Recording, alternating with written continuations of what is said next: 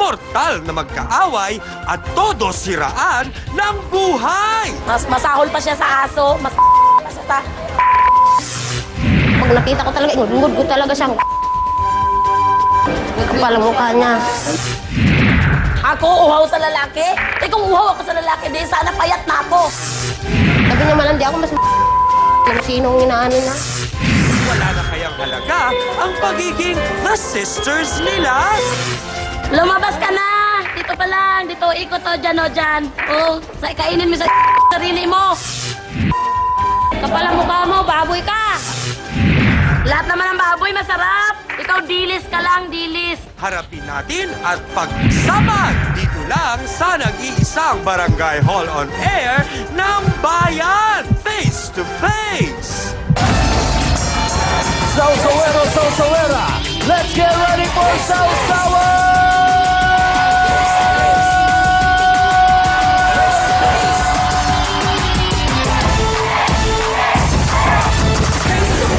Good morning mga kapatid!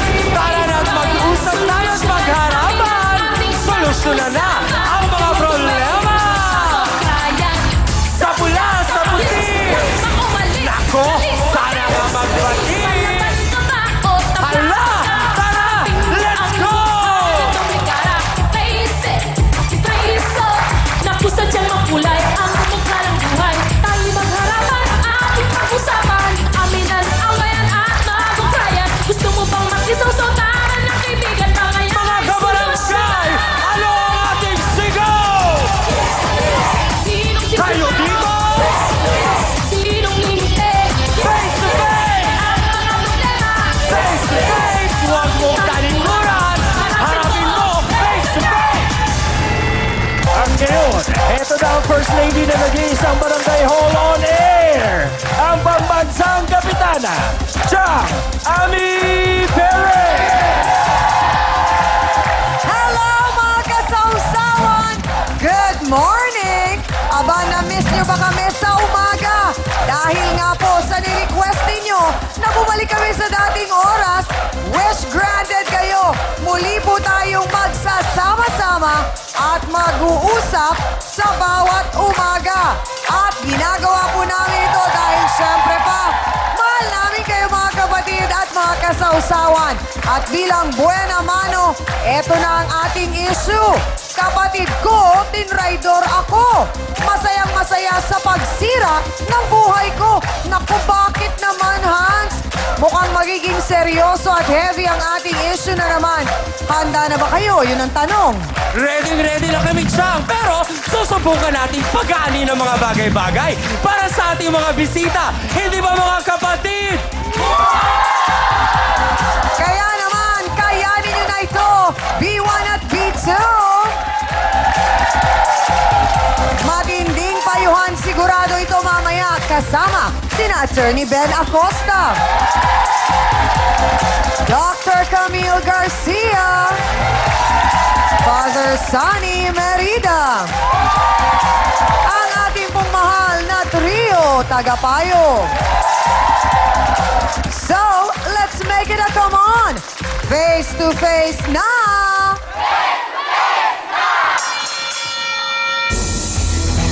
Kapatid daw po niya ang dahilan kung bakit siya hiniwalayan ng kanyang asawa. Ano nga ba ang nangyari? Narito na para ikwento ang kanyang buhay. Si Lorena Dailen Agocoy. Pasok! Face to face! Face to face! Face to face! Ate Dailen, welcome sa Face to Face. Sige po, upo po tayo. Pakidetalye po sa amin, anong nangyari? Bakit nag-away kayo ng inyong kapatid? Paano kasi, chinismis niya ako doon sa asawa ko na ako daw may kahalikan daw sa tricycle. Anong pangalan ng kapatid mo? Si Beth po. Beth, ilang kayo magkakapatid? Dalawa lang po kami sa ina.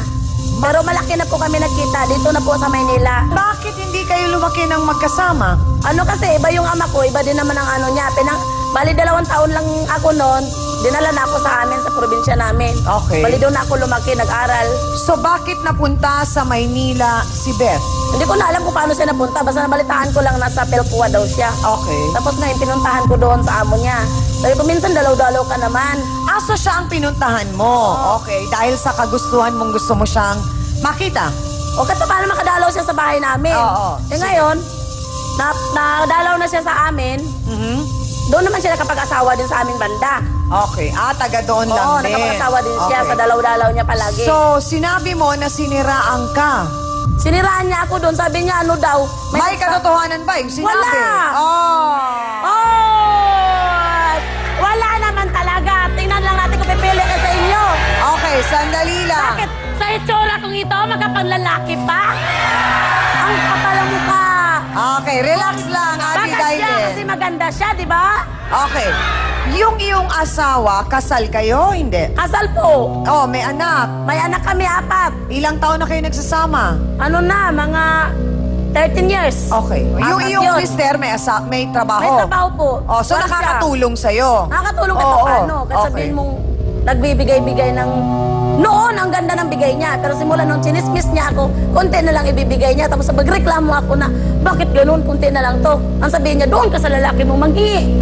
Pinaliwanag mo ba kay Beth na wala namang katotohanan, wala kang lalaki?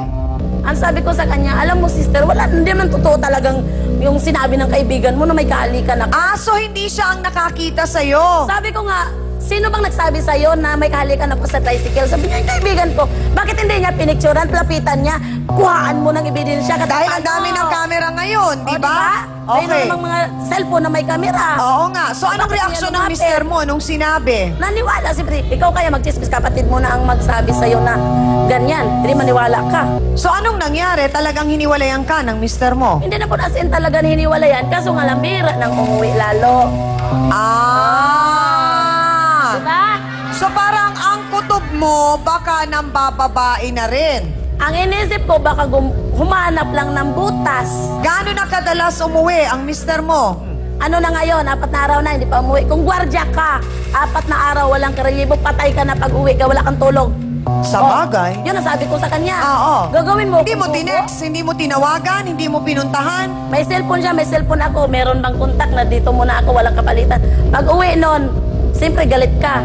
Sabihin mo na, anong araw na ba't ngayon ka lang umuwi? Alam mo nang wala na makain yung mga bata. O ba't di ka humingi sa kabit mo? Ha? Sino ba yan? Kausap ka ba? Ingay na kapitbahay! Wala mo ka mo! Bakit sumisigaw? Baboy ka! Ingay may naglalaba! Ang ganda mo, Day! Lumabas ka na, Day! Ikaw na, dabis ka!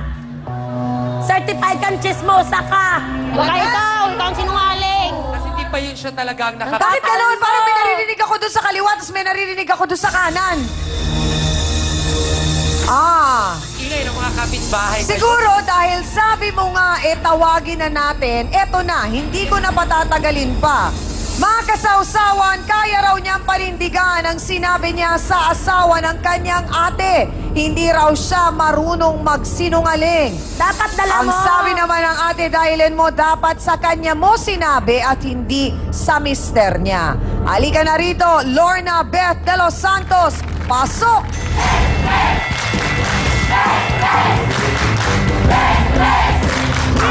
Sandali lang! Ikaw ba? Umalis ka, umalis ka! Sinira mo lang ang buhok ko! Bagong plancha ko! Ang kapal ang mukha mo! Di mo na! Beth, diretsahang tanong, sino ba ang taong ito? Walang galang na! Kapatid mo, pero bakit ganyan mo kung tratuhin? Paano kasi sinungaling yan eh? Ako sinungaling! Sino sinungaling sa atin dalawa? Sino nga ba nagsisinungaling, mga kasaus? Dailin ba o si Beth? No, dahil ito ang paborito niyong kasama sa umaga, ang... Bakit mo nasabing may lalaki siya? Ano, nag-aabang ako sa mister ko. O bakit Oh, hindi talaga ka ba? ikaw? Dapat ikaw minto! Bakit ako yun to? Pagkalam ko sa'yo. Ah, Si Dylan po at si Beth ay magkapatid sa ina at hindi sila magkasama nung sila ay lumalaki. Pero Beth, si Dylan ay ate mo. Wala yung ganda. Mas matanda siya sa'yo. Mas matanda po siya. Okay. Beth, Bakit hindi kayo close ng ate mo? Kasi hindi po kami magkasamang lumaki, magkahiwalay po kami. Okay. Hindi, pero alam mong meron siyang asawa. Alam mo, Alam ko nakasal po. sila. Okay. Alam ko po, So yung sinasabi mong insidenteng nakita mo siya, saan yun? sa may tricycle po. Ano ginagawa ko sa tricycle? Ikaw na, the best ka! Okay. Mata mo na baka napakalag... Sandali lang.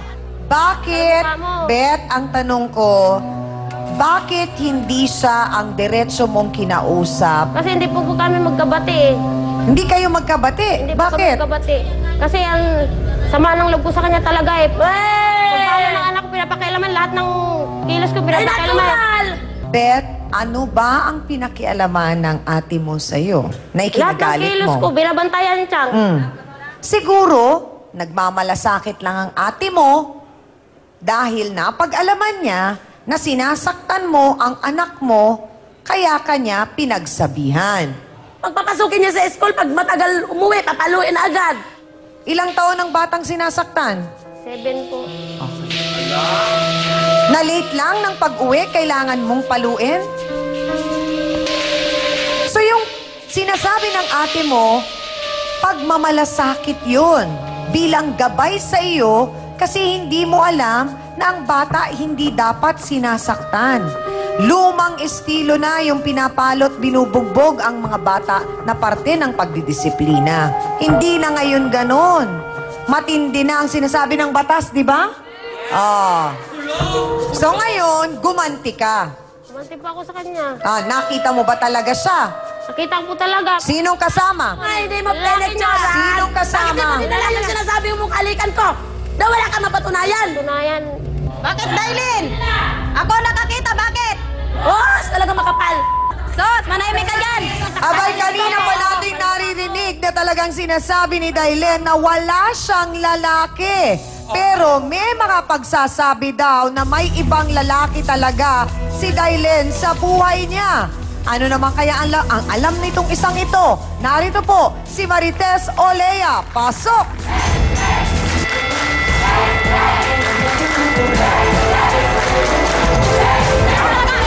Sandali lang! Sandali! Maling ka. Diyan, palabasin mo na ako para matigil na yung mga bunganga niyan. Mga chismosa. Mga Marites! Kilala mo ba si Dailen? Paano mo siya nakilala? Doon, magkapit-bahay kami. Bakit mo nasabing may lalaki siya? Paano nag-aabang ako sa mister ko? O bakit Oh, hindi talaga ka naman. ka? Dapat di ka huminto. Bakit ako yun to? Pagkalam ko sa'yo. Andun ka sa kanto. Anong oras? Ewan ko sa'yo. Anong oras mo siya nakita? Ano, alas 11 ako nag-abang sa mister ko. Bakit, Beth, hindi mo kinausap si Dailen? Kung magkakilala kayo, magkapit-bahay kayo, bilang babae sa babae, ikaw din, Beth. Pati mo siya pinagsabihan, ate, wag ka naman... Wala na akong pakialam sa kanya kasi pakailamera siya eh. Palang mukha mo. Baliw kasi yan eh. Dapat ipasay kaya tres Baliw yan ako, eh. mas lalo kang baliw. O, talaga. Beth, hindi tayo magkakaintindihan. Kayo ay magkadugo. Wala akong pakialam sa kanya kahit magkadugo kami. Hindi ko siya patatawarin sa ginawa niya sa akin. Kapal ang mukha mo. Bakit nga kailangan umabot sa ganon? Marami yan sa kasalanan sa akin. Isa-isahin natin lahat niyang sama ng loob mo na yan. Yang lahat ng sinasabi mong galit na yan para magkaintindihan na kayo ng kapatid mo. Ano yon? Isa-isahin natin. Una, Una, yung pagkikialam niya doon sa anak ko, pinapalo ko. Kikialam siya. okay. Pangalawa, ano pa? Tapos sabi niya, lagi daw akong nagpagkismisan. Wala daw akong pakialam sa anak ko. Siya nga walang pakialam. Pakialaman niya ako, sabi ko. Ano pa? Yung buhay ko, dami daw akong lalaki. Yung kapala mo pa ako naman na. Ikaw mas lalong maraming lalaki. May napatunayan ka, Day. May napatunayan ka. Ang mahirap dito, Doktora, ay talagang base sa kwento ng magkapatid na ito, hindi nga silang lumaki ng magkasama. So parang nakikita natin, stranger sila sa isa't isa, parang estranghero. Walang pagmamahal, walang malasakit. Kung meron man, parang kasi alam lang nila magkapatid sila. Pero hindi totoo yung pagmamahal nila sa isa't isa. Parang ganon. Tama po ba ako? siguro dapat nabigyan ng pagkakataon na magkaroon ng bonding time sila muna magkapatid. Ito sigurong si Dailin masyadong secured sa kanyang sarili at meron itong nakitang kapatid, kampante siya na gagawin niya yung lahat yung parang role ng isang ate. Oo, pero yung bunso, ayaw niya na merong biglang lilitaw na taong lumalabas na parang nakikialam sa kanya. Oo. So nagsimula yan dun sa pakikialam dun sa bata. Dahil nga sabi ni Beth, yung sa kanya naman, palo, sa puwet lang. Ano ba bang epekto sa bata kapag pinapalo sa puwet? Pag pinalo sa puwet, huwag niyo sasabihin na hindi niyo pa rin, hindi ko sinaktan. Pinalo niyo pa rin yun eh. Pag palaging pinapalo, alam niyo lalo na sa puwet, nakaka-apekto yan sa pag-iisip ng bata. Hindi lamang yung kung paano nai-impluwensyahan na, nagagalit ba sa akin ng magulang ko na hindi naman niya ina-explain. Pangalawa, pag palaging pinapalong ganon, ang feeling nila, binababa niyo ang mga bata. Ano ang imahe na nakikita niya sa kanyang sarili? Ano yung posibilidad na pagdating ng 10 years old, nung 7 years old mong anak, magsisinungaling yan. Para sa ganon, ang iisipin niya, puro tama na lang yung dapat madinig ng nanay ko. Napakahirap nun. Marami pang pwedeng kaakibat na mga gagawin itong batang to. Ito ay pamamaraan para mag-umpisang mag-rebelde ang isang bata at nakakatakot yun. Kasi nga ang mga bata ngayon talagang kailangan ipapaliwanag lang kung ano yung maling nagawa nila. At pagkatapos ipaliwanag, kung papaluin man, sasabihin nyo kung bakit nyo siya pinalo dahil sa may ginawa siya. Pero kung na-late lang sa pag-uwi, responsibilidad nating mga ina ang antayin at unawain ang ating mga anak. Pati yun ang ating sakripisyo sa pagiging ina. Ay, naku mga kasawsawan, pakinggan nga natin naman ang inyong mga opinyon. Mga kapatid, nako, this morning, mga The Sisters ang nag-aaway. Aba, kaninong kwento ba ang pinaniniwalaan nyo? Doon sa atin ang nagsasabing, wala akong ibang boylet. O doon sa kapatid na sinasabing, hindi, nakita kita sa tricycle. Hay, boto hands tayo. Taas ang mga placards, go!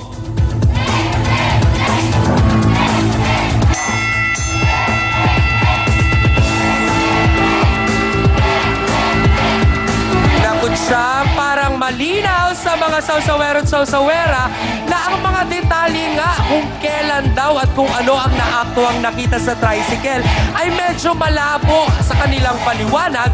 Eto't puti ang nakikita nating nakataas na boto. Abay, nakakagulat dahil sabi naman itong taong ito, ang tunay na nanlalalaki ay si Beth daw. Paano mo naman nasabi yan, Aling Rosario Gabatbat? Pasok!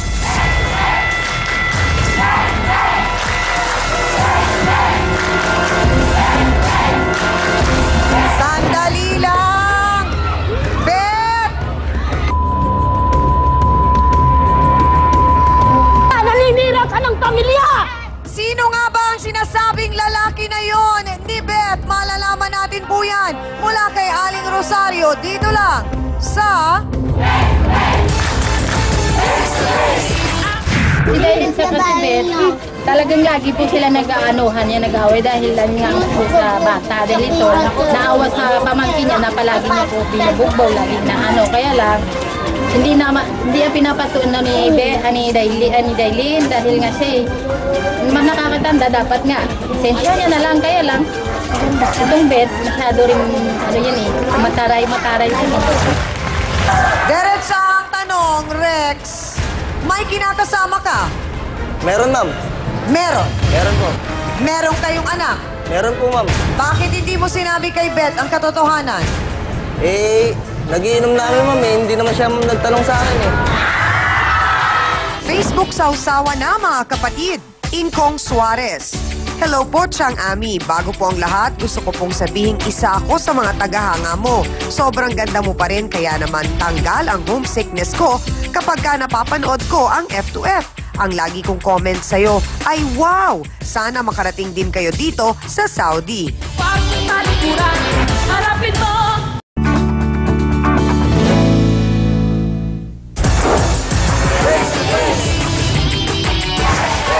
Bakit parang ang lumalabas ngayon, sinasabi na ikaw, Beth, ang tunay na may lalaki? Aling Rosario. Si Rex po. Sino yung Rex?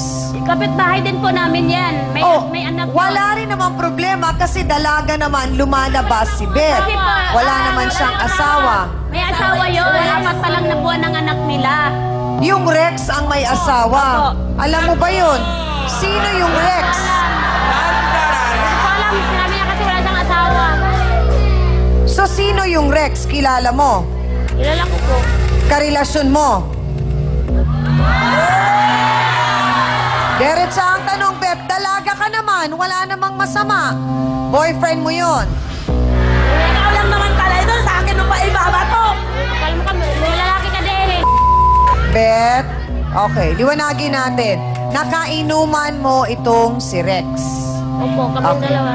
Tapos, Barkada po. paano naging kayo? Basta Niligawan ka ba? Hindi siguro. Nangyari lang tayo uminom. Tapos nagkayayaan po kami mag-inuman nung gabi po. Inalam mo ba muna kung binata siya? Eh, sabi po niya, hiwalay po sila. Sabi niya, hiwalay. Hiwalay po Oh. daw sila. Nabanggit niya na may anak siya? Hindi po niya nabanggit sa akin, basta sabi niya, hiwalay sila. Pero ikaw, binanggit mo ba sa kanya na may anak ka? Alam po niya. Sinabi mo? Isang anak po. Ni sinabi mo? Opo. So hanggang ngayon, kayo pa rin ng Rex? Pumupunta siya sa bahay. Siyempre, mas maganda siya. Mas maganda ako sa kanya. Beth, ang tanong ko sa'yo, ano ba ang pwedeng gawin ng Ate Dailin mo para irespeto mo siya, igalang at mabigyan mo ng pagmamahal at maunawaan mo marahil na yung kanyang mga pagsasalita sa'yo ay binibigyan kanya ng payo at tinutulungan kanya at ginagabayan ka? Kailan mo ipararamdam na tinatanggap mo siya bilang ate? Hindi ka patawarin kahit kailan. Mamatay man, hindi ka patawarin. Gagawin ko lang sa'yo. Dahil ang buhay mo, hindi ko pinakailaman. Kaya huwag mong pakialaman buhay ko. Sige. Unahin natin, Attorney Acosta, yung problema na ngayon ni Ate Dailin dahil sa ibinintang ni Beth na di umano, may lalaki itong si Ate Dailin. Paano kung may katotohanan naman yun? Paano po kaya patutunayan ni Beth? Kung ang pag-uusapan po ay ebidensya, meron pong baitang-baitang at bigat ang ebidensya ng pagpapatunay ng isang sirkumstansya upang ito ay maging katotohanan. So ang unang-una pong mabigat na sabi nga ebidensyang tinatanggap ng ating hukuman ay yung mismong nakita nung tao, yung personal knowledge. Ngunit kung wala po noon, ay meron namang mga ibang sirkumstansya na magpapatunay, katulad ng mga corroborating statement or corroborating testimonies na sinasabi. At yun ay tatanggapin naman po ng hukuman kung mapagtagpi-tagpi at yun nga ay mapupunta sa resultang nais nilang mapatunayan na meron ngang ganong pangyayari.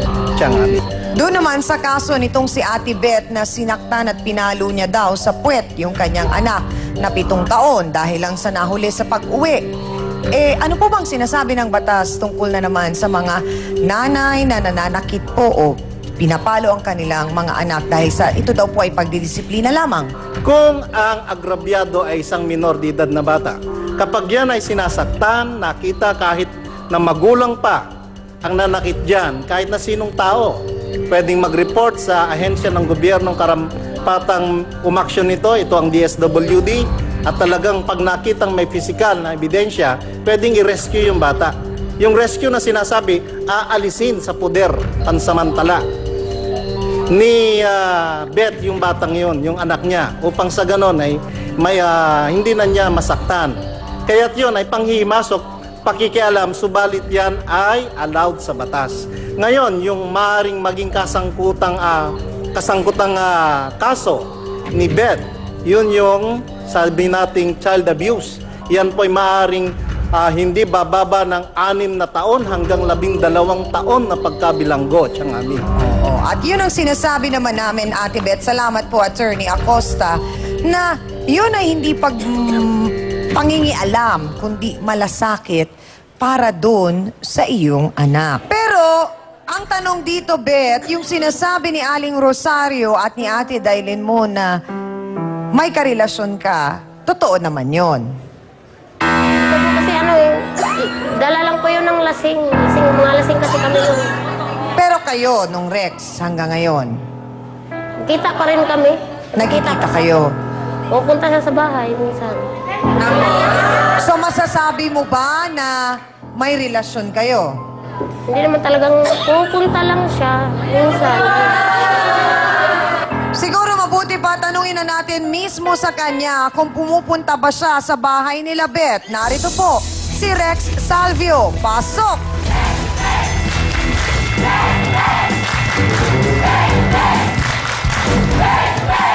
Rex, magandang umaga sa'yo. Magandang umaga po. May relasyon nga ba kayo ni Beth? Wala po, ma'am. Ha? Wala po, ma'am. Wala daw kayong relasyon. Ano ba talaga?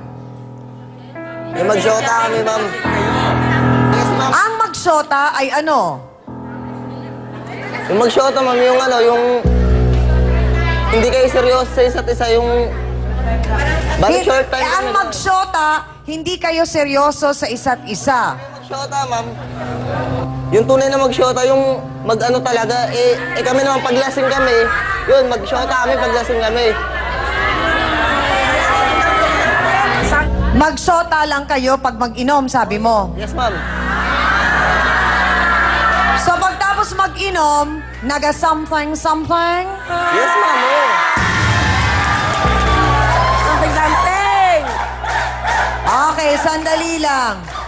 So anong pinagkaiba ng magsyota sa karelasyon? Yung mag-shota kasi, ma'am, yung tunay na mag-shota, ma'am. Talagang may Yung pagmamahal. seryoso talaga. Seryoso. Yes, ma'am. Yun ang magsyota. Yes, ma'am. O, yung magkarelasyon, ano naman yon? Hindi, yung relasyon naman namin, hindi naman seryoso yun, ma'am, eh. Ah! Hindi naman seryoso yun. Bakit sabi niya, pumupunta ka daw sa kanila? Pupunta po ako, ma'am. Bakit ka pumupunta sa kanila? Pupunta ako, ma'am, pag nalalasing ako.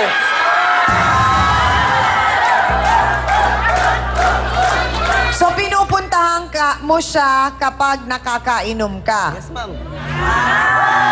Diretsa ang tanong, Rex, may kinakasama ka? Meron, ma'am. Meron. Meron kayong anak? Meron po, ma'am. Bakit hindi mo sinabi kay Beth ang katotohanan? Nagiinom namin, ma'am, eh. Hindi naman siya nagtanong sa akin, eh. Aba, mga kasawsawan, lumalabas pa na kasalanan ni Beth na hindi siya nagtanong. Bakit ka nga naman hindi kasi nagtanong? Ay, sagutin mo nga yan, Rex, yung mga katanungan na yan. Tanong mo kay Beth, Beth, itanong mo kay Rex. Nalito ako, magbabalik mo ang face-to-face. Ayan, yan. Dati ho kasi up and down yan. Tapos dito ko ho sila nakita. Dito. Kung anong ginagawa? Something ho. Hinabol ko ho sila kasi nahuli ko ho sila. Di hinabol ko sila. Nagtakbo sila. 2 araw sila hindi nagpakita sa akin. Nung malaman niya, nagwala. Hinanap niya si Rex. Hindi niya makita si Rex. 2 araw kasi hindi umuwi. Yun. Hanggang saan mo kayang ipaglaban ang pagmamahal mo kay Rex, Beth? Hanggang kamatayan po siya. Hindi mo ba narinig, Beth? Sinabi na niya wala siyang pagmamahal sa'yo, Beth. Okay lang po sa akin, hindi niya ako mahal, basta mahal ko po siya. Ng dati na pag sinusundo ko siya sa pag tumatambay siya, okay lang. Pag ako napapadaan lang, parang feeling niya, akala mo lagi... Kasi, kung di mo ko sinasaktan, hindi ko gagawin Ay, naku, sa'yo Rex! yan. Hindi yung ganun, Rex. Hindi yung katwiran. Hindi yung katwiran, Rex. Sabihin mo, talagang naano ka na dyan. Talaga. Hanggang saan mo kayang ipaglaban ang pagmamahal mo kay Rex, Beth? Hanggang kamatayan po siya.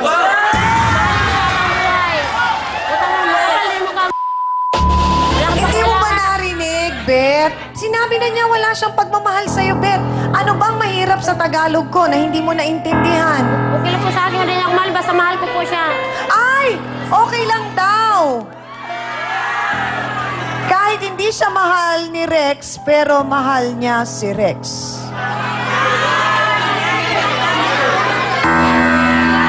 Ang tanong, Rex, seryoso ka ba kay Beth?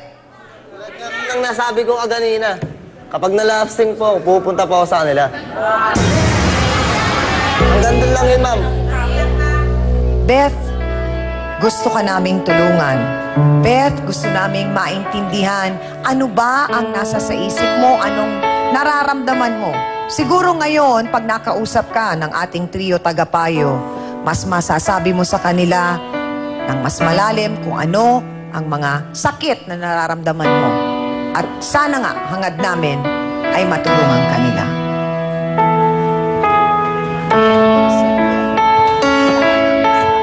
Hindi pa kasi kami nagbatyan, kaya sabi ko, doon ko na lang sabihin sa asawa niya. Para malaman ng asawa niya. Hindi nga, pero may intensyon kang hindi maganda. Kaya mo sinabi sa asawa niya. Kung may alam ka, may pakikialam ka. Eh bakit sasabihin mo nakikialam ang kapatid mo? Magkapatid kayo. Dapat siya makialam dahil may magmamahal siya. Eh bakit kanya hinanap? Bakit kanya kinuha? Dahil nakikialam siya dahil may pagmamahal sa iyo. Nakikita po namin talaga ang kahalagahan ng counseling na ibinibigay namin sa inyo dahil kahit na kanina pa tayo nag-uusap, nagpapalitan kayo ng mga salita at sama ng loob ninyo para sa isa't isa, pagka dumadating yung puntong nakakausap kayo ng ating trio tagapayo sa counseling, doon marami pang lumalabas, doon marami pang napag-uusapan, at doon sa counseling na yon, marami pa rin kaming mga naririnig na nagbibigay sa amin ng konklusyon kung bakit mas naiintindihan namin ang inyong mga pinagdadaanan. At sa aspeto nga ng legal, ay syempre nandyan si Attorney Ben para kayo ay bigyan ng mensahe ngayong araw na ito. Sa kalagayan ni Dailin at Beth, no, dapat niyong malaman na sa batas, isa kayong pamilya. Dahil sabi nga, ang family relations, hindi lamang limitado sa kalagayan ng magulang, ng anak, ng asawa sa kanyang asawa, kundi maging ang magkapatid. Kayo bagaman nandun sa kategoryang half-blood sisters kayo dahil iba ang inyong ama. Subalit tandaan nyo, ang pinaka-importante rito, iisa ang pinagmulan ay o kung saan kayo ipinanganak. Iyang inyong ina. Yun lamang. Salamat po, Attorney Ben Acosta. Dr. Camille, alam po namin na may mga binahagi si Beth sa inyo. Ganon din si Dailina. Pinakiusap na nila na wag na sanang mabanggit pa. At nirirespeto naman natin ang kanilang request na yon. At yun naman ay gagawin natin para sa kanila. Pero dun po sa naging pag-uusap po ninyo, mas naunawaan po ba ninyo si Beth? Totoo yan, Chang. Kasi nung una, nung nakikita ko siya, alam ko, nababothered ako. Sabi ko, merong deep-seated na dahilan kung bakit ganito. Napakalalim talaga. Sugat ba ito na nagpatibay sa kanya sa maling paraan? Or ito ba ang paraan para siya ay maging bato? At siya na rin mismo ang nagbahagi kung paano ang nangyaring ito. At sabi ko nga sa kanya, Beth, gusto kitang tulungan kahit pagkatapos nitong palabas na to, kahit tuloy-tuloy nating i-counsel kasama ng kapatid mo. Bakit? Kasi kailangan maghilom yung sugat na yan. Kaya huwag mo sasabihin na wala kang pakialam. Dahil umpisang-umpisa pa lang nang tumapak ka dito sa Maynila, may pakialam ka na. So sana ang aming show ay maging tulay para magkabati kayo, magkaayos, at kung ano man yung nangyari noon ay mawala na isang tabi yun na maging maayos ang inyong pamilya. Yun lang po. Salamat po, Dr. Camille. Father, ang nakakalungkot talaga dito ay yung bang talagang makapangyarihan ang ating bibig na mahalaga na nagiging maingat tayo sa ating mga sinasabi dahil napakasakit para marinig mo na ang isang tao sasabihan niya ang kanyang kapatid na kahit na mamatay ako, hindi kita mapapatawad. Nasasaad po sa kasulatan na ang salita ay katulad po ng espada. Magkabilaan po ang matalim. Kaya minsan ay hindi tayo nag-iingat kung anong sinasabi natin. Yung pala ay nakakasakit na yon. Tayong lahat ay magkakapatid. Iyan ang kalooban ng Diyos.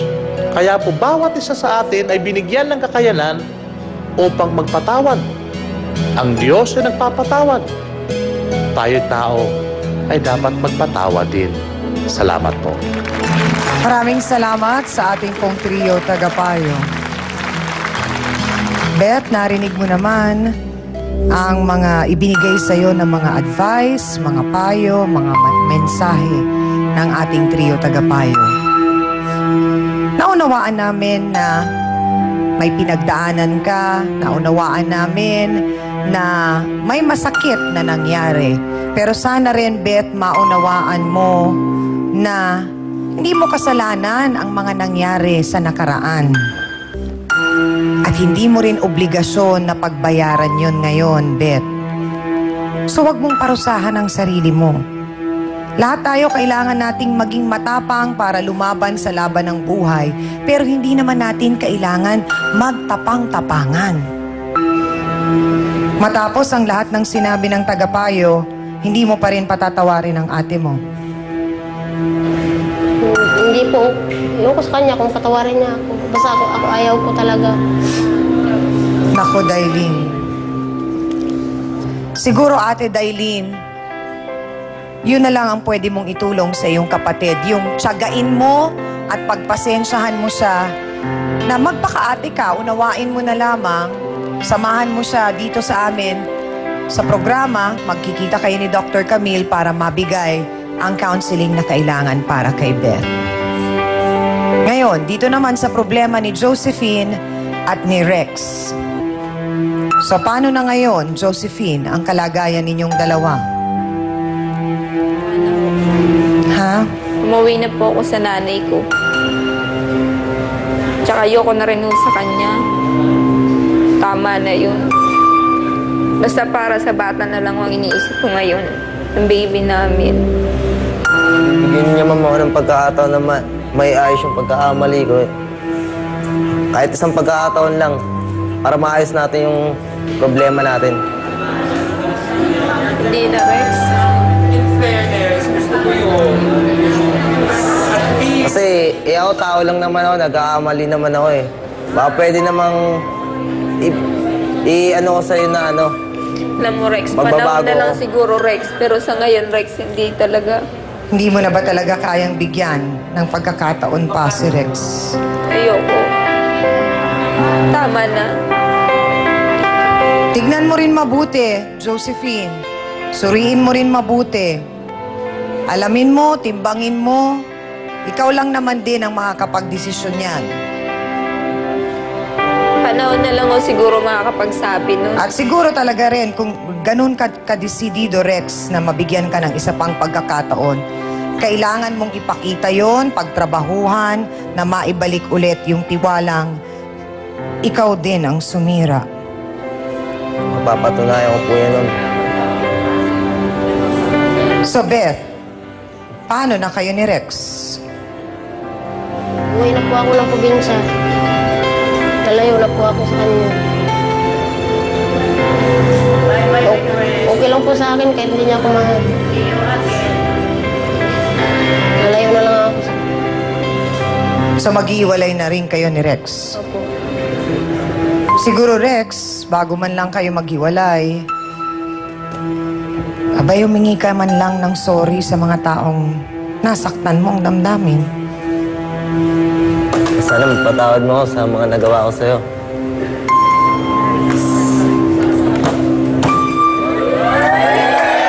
Sana magpatawad mo ako, ha? Ha?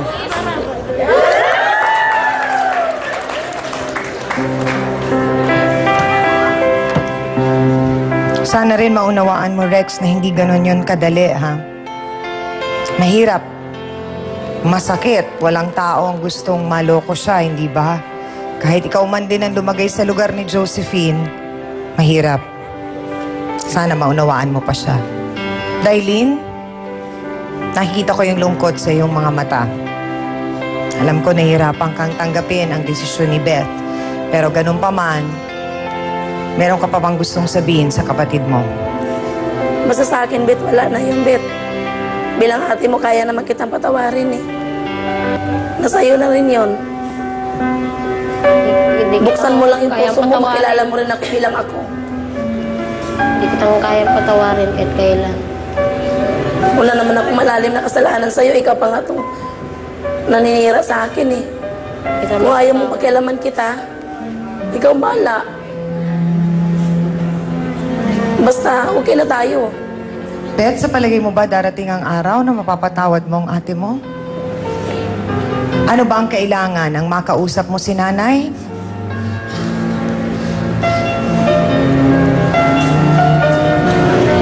Basta di ko siya mapatawad talaga at kailan. Sige, Beth. Irerespetuhin namin yung desisyon mo at tatanggapin namin yan kahit masakit sa aming kalooban at nabibigla kami sa desisyon mo. Hangad pa rin namin na sana makapunta ka kay Dr. Camille, mabigay ang counseling, Dailin, at matulungan namin kayo kahit paano, kahit tapos na ang pagbisita nyo dito sa amin sa programa. Hangad namin na maging maayos pa rin ang buhay ninyo. Maraming salamat po. Amina na po tayo mga kapatid, mga ka-face-to-face. Marami na naman po tayong natutunan sa ating pong issue ngayong hapon. Maging kakampisanan natin hanggang sa huli ang ating pong mga kapatid. Kung may sama ng loob at hindi pagkakaunawaan, agad sana itong pag-usapan nang hindi na umabot sa awayan. Maging maingat din po sana tayo sa ating isusumbong o ipagkakalat, lalo na kung wala naman tayong malinaw na ebidensya. Isipin natin na bawat hindi totoong balita at paninira ay pwedeng may masaktan at lubusang maapektuhan. Maging maingat din po sana tayo sa pakikipagrelasyon. Siguraduhin wala po kayong masasagasaan kung ikaw ay magmamahal. At para po sa ating face-to-face, heart-to-heart thought for the day, bago mo kalkalin at ipagkalat ang kasiraan ng iba, siguraduhin mo lang na naitago mo ng mabuti ang sayo.